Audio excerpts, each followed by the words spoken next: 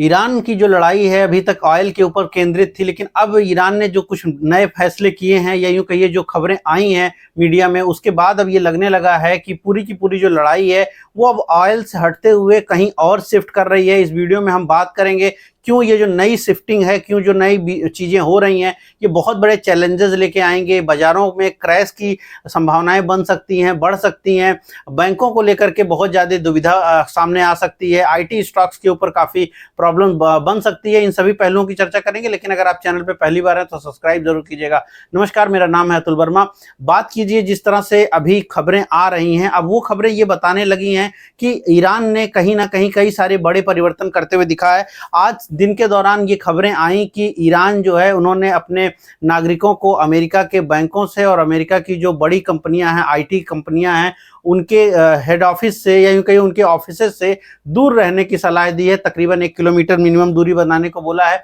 साथ में अल जजीरा की ये खबर रही है कि जो ईरान है वो कहीं ना कहीं अब फाइनेंशियल इंस्टीट्यूट्स को टारगेट कर सकता है, जिसका सीधा असर जो है ये फाइनेंशियल मार्केट यानी स्टॉक मार्केट पर भी देखने को मिल सकता है। समझने वाली बात यह है कि ये जो लड़ाई है अब धीरे धीरे करके अलग अलग परिप्रेक्ष्य में बनती जा रही है। जहां कल तक अगर आप आज के गिरावट को भी देखो तो ऐसा नहीं हुआ कि क्रूड में कोई तेजी हुई, लेकिन इंडियन स्टॉक मार्केट में करीब बड़ा गिरावट देखने को मिला। 1.5 से 2% मिड कैप आपके गिर गए। बैंक निफ्टी 2-2.5% गिरा। ऑटो करीब 3.5% गिरा। कारण क्या है इसका? क्योंकि क्रूड में वो कोई तेजी नहीं दिखी है। क्रूड वहीं 89 पर है। रुपया भी बहुत कमजोर नहीं हुआ है। भारत की घरेलू समस्याएं जो हैं वो एक हद तक हैं, लेकिन ऐसा भी नहीं है कि एलपीजी वाली जो डिमांड है वो पूरी नहीं हो पाएगी या बहुत बड़ा क्राइसिस आ जाएगा। अभी तक तो फिलहाल नहीं लगता, और जब तक कि सरकार बात कर रही है तो वो नहीं लगता है। फिर इतनी बड़ी गिरावट का कारण क्या है? इस बड़ी गिरावट का कारण फाइनेंशियल मार्केट में आने वाला ये नया थ्रेट है, जिसके नाते आपको आने वाले वक्त में न सिर्फ अमेरिकन मार्केट बल्कि पूरी दुनिया की मार्केट रिएक्ट कर सकती है। समझने वाली बात यह है कि अभी तक ये जो लड़ाई है तेल को लेकर के हो रही है, जिसमें लोग हताहत हो रहे थे और कहीं ना कहीं आर्मी इन्वॉल्व थी, लेकिन अगर इसको जरा सा घुमा दीजिए और फाइनेंस की तरफ लेकर जाइए, 2 प्रकार के फाइनेंशियल लड़ाई हो सकती है। एक कि आप जो है जो फाइनेंशियल इंस्टीट्यूट्स हैं, अमेरिकन बैंक्स हैं, जो कि उन्होंने कहा कि आप उससे दूरी बना के रखिए। उसका सीधा मतलब ये होता है कि क्या प्रत्यक्ष कार्रवाई वो करेंगे, मतलब ड्रोन की जो अटैक्स हैं वो कहीं ना कहीं बैंकों की तरफ या फिर कहीं ना कहीं डेटा सेंटर की तरफ जा सकता है। खबरें आज ये रही हैं दिन में कि डेटा सेंटर्स के ऊपर निगरानी बढ़ाई गई है। डेटा सेंटर्स के ऊपर अगर असर होगा तो आप समझ सकते हैं कि पूरी दुनिया में हर काम जो है आज की डेट में डेटा सेंटर से हो रहा है। सिर्फ एआई की बात नहीं है, बहुत सारी चीजों को बहुत व्यापक परिवर्तन देखने को मिलेंगे। इवन इलेक्ट्रिसिटी सप्लाई तक जो है अभी कंप्यूटर से गवर्न की जाती है। तो आप इस तरह से देखें कि न सिर्फ यूरोप में, अमेरिका में और बहुत सारे जगहों पर बड़े परिवर्तन हो सकते हैं अगर इनके ऊपर अटैक्स होते हैं। दूसरी चीज है कि दूसरा अगर फिजिकल अटैक ना हो, यानी कि अगर वो कहीं हैकिंग किया जाए या कहीं बाकी और चीजें की जाएं, उसका असर जो है फाइनेंशियल मार्केट पे और बुरा हो सकता है। क्योंकि कारण ये है कि जब वित्तीय चीजों में बदलाव दिखता है तो ट्रस्ट टूटता है। किसी भी निवेशक का अगर ट्रस्ट टूटेगा तो वो बैंकों से पैसा विड्रॉ कर सकता है। बैंकों की अगर कहीं उनकी जो पूरी की पूरी मान लीजिए कुछ भी गड़बड़ होता है तो कहीं ना कहीं उसमें क्या होगा कि जो भी डिस्टरबेंस आएगा उससे उनका जो ट्रेड्स हैं वो खराब हो जाएंगे, या यूं कहिए जो भी उन्होंने लोन दिया है या जिस प्रकार की भी लिवरेज पोजीशंस हैं, सिर्फ ट्रेडिंग को लेकर के नहीं, बैंकिंग पूरा सिस्टम क्रैश की तरफ जाएगा और वो जो है बहुत बड़ी प्रॉब्लम बन सकता है। क्योंकि एक बात तो ये समझ आने लगी है कि अब जो है लड़ाई वो वॉर से बाहर निकलेगी, यानी फाइनेंशियल वॉर की तरफ जाएगी। शायद वो जो है तेल के ऊपर थोड़ा सेंट्रिक रहेगी, लेकिन इसका जो दायरे हैं वो ईरान इन्हीं जगहों पर बढ़ा सकता है। उसके पास अब जो है हथियारों की कमी है, इसमें कोई डाउट नहीं है। वो धीरे धीरे करके दुनिया भर की रिपोर्ट्स में ये आने लगा है कि हथियारों में कमी हो गई है।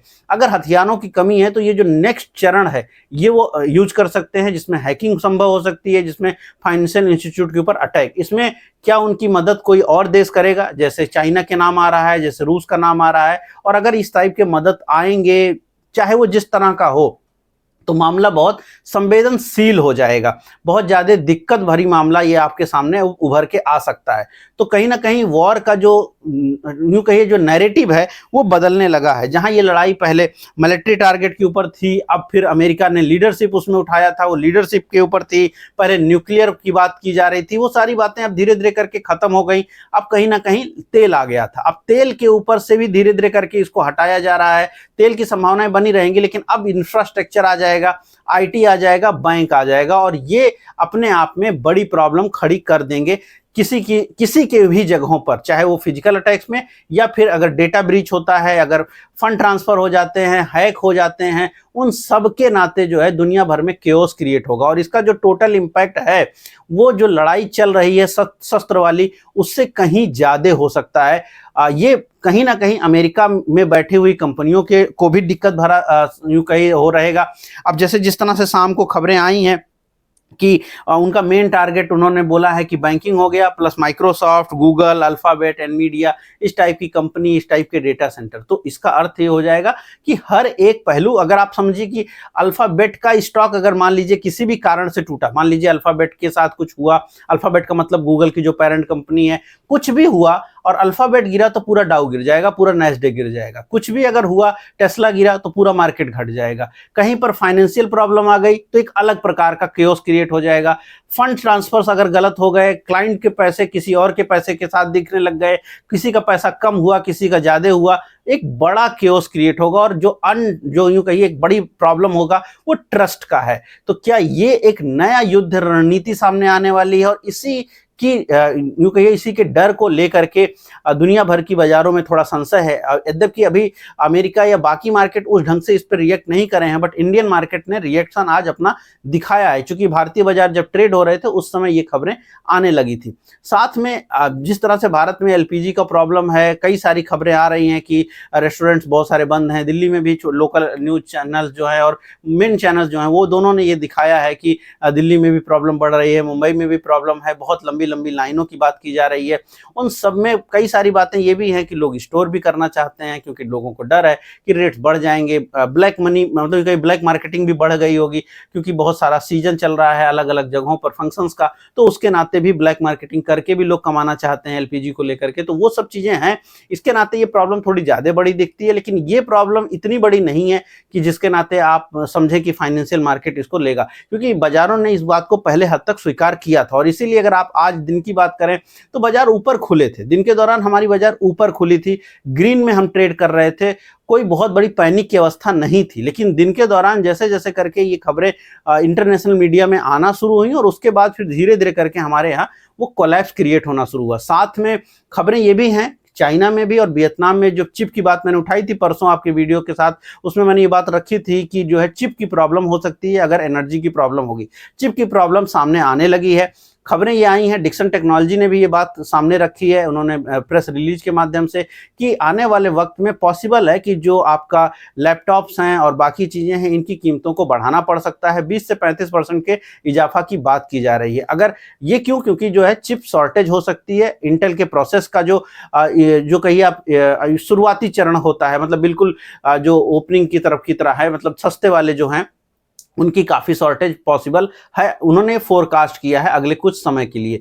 तो अगर प्रॉब्लम रहेगी तो बेसिक जो लैपटॉप्स हैं जो 30-35 भारत में अगर आप समझना चाहें 30-35-40 हज़ार के जो लैपटॉप्स या कंप्यूटर आते हैं उनके दाम बढ़ सकते हैं। जो हाई एंड कंप्यूटर्स हैं उनको शायद उतनी प्रॉब्लम नहीं आएगी, लेकिन बेसिक वालों को प्रॉब्लम आ सकती है।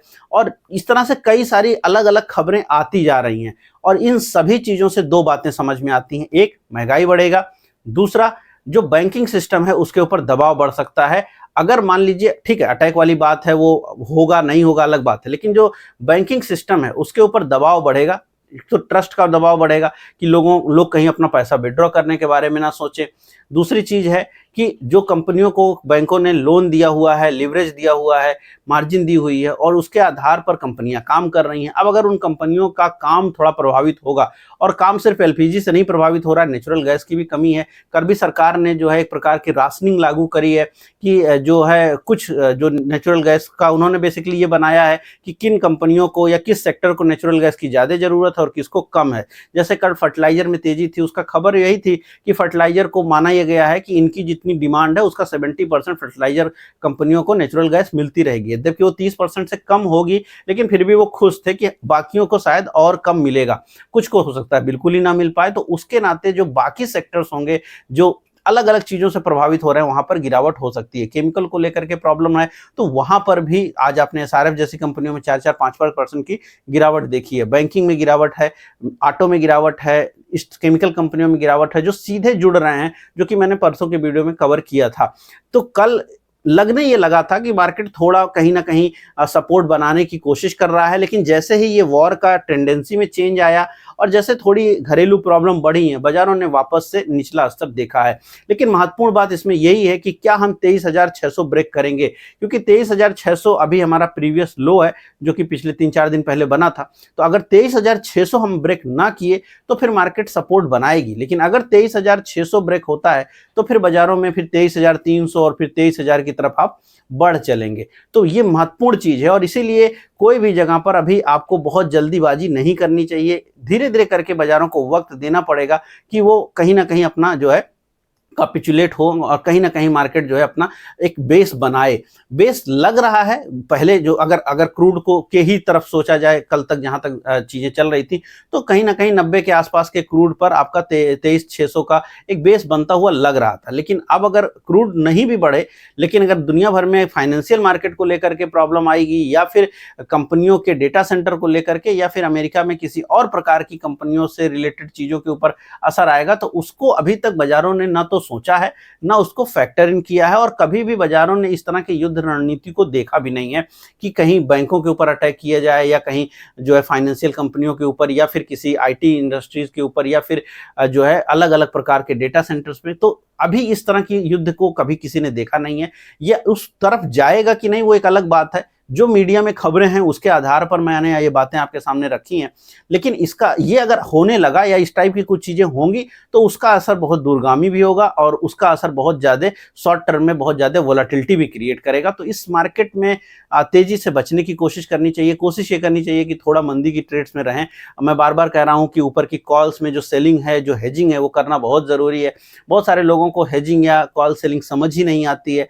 अब वो मजबूरी है, अगर आप बाजार में आए हैं तो आपको हर जानकारी होनी चाहिए, नहीं है तो वो आप नहीं किए तो क्यों नहीं किए। अब मैं बार बार कहता रहा हूं कि जैसे मैं चार्टिंग जब पढ़ाता हूं तो मैं उसमें हेजिंग का पार्ट इन्वेस्टमेंट में भी कवर करता हूं, इसीलिए क्या कि लोगों को ये पता हो कि भले ही 5 लाख का पोर्टफोलियो हो, लेकिन उसको हेज करो, क्योंकि अगर मार्केट घटेगा तो प्रॉब्लम आएगा। मार्केट अगर कोई भी प्रॉब्लम में जाएगी तो आपको अपना रिस्क तो बचाना ही पड़ेगा। तो अल्टीमेटली ये सब चीजें आपको सीखनी ही चाहिए, उसका कोई और हल नहीं है। चार्ट और हेजिंग और ये सारी चीजें आपको आनी ही चाहिए, क्योंकि उसके बगैर आप बाजारों में बहुत हद तक बहुत कम जान करके आएंगे, बहुत कम चीजों के साथ आएंगे, तो फिर वही है कि आप लड़ाई में तो आ रहे हैं लेकिन आपके पास कोई सेफ गार्ड के मेजर्स नहीं है। तो वो होने चाहिए और मार्केट थोड़ी सी इन चीजों की तरफ फोकस करेगी। अब अगले 24 घंटे थोड़ा और समझ में आएगा कि क्या हो रहा है। 24 से 48 घंटों में अगर कुछ बहुत बड़े चीजें नहीं हुई तो फिर वीकेंड आ जाएगा और वीकेंड में फिर कुछ चीजें होने का डर रहेगा। तो अभी यहां से लेकर के वीकेंड तक यानी शुक्रवार तक मार्केट थोड़ा तो जो है इस पसोपेश में रहेगा कि क्या होने वाला है, क्योंकि अब ये युद्ध रणनीतियों में परिवर्तन तो उम्मीद ये है कि दिखने लगेगा, या उसकी जो है खबरें तो कम से कम आ रही हैं। और चूंकि खबरें आ रही हैं तो लोग सजग होने लगेंगे, लोग उसके हिसाब से थोड़ी बहुत हेज की पोजीशन या थोड़ी बहुत मंदी की पोजीशन बनाने ही लगेंगे। लेवल्स इंपॉर्टेंट होंगे 23,600 के, उसके नीचे फिर 23,300 की तरफ बढ़ेंगे। बैंक और आईटी और ऑटो, इनमें जो गिरावट है वो शायद थोड़ी और परसिस्ट कर सकती है, क्योंकि उनकी जो पहला जो असर होगा इन सब चीजों का वो इन्हीं के ऊपर होगा, आईटी, बैंक और आपका ऑटो, क्योंकि इन तीनों के ऊपर ज्यादा इसका इंपैक्ट देखने को मिल रहा है। उम्मीद कर रहा हूं वीडियो पसंद आई होगी। पसंद आई तो लाइक शेयर कमेंट जरूर कीजिएगा। रेगुलर बेसिस पर मैं आपके सामने इस टाइप की इंफॉर्मेशन लेके आता हूं। कमेंट जरूर कीजिए कि क्या आपको लग रहा है, किधर चीजें जा सकती हैं, क्या आपका क्या समझ बन रहा है, और शेयर कीजिए वीडियोस को ताकि और लोगों तक वीडियो पहुंच सके। मैं मिलूंगा कल नए वीडियो में। इस वीडियो में इतना ही, धन्यवाद।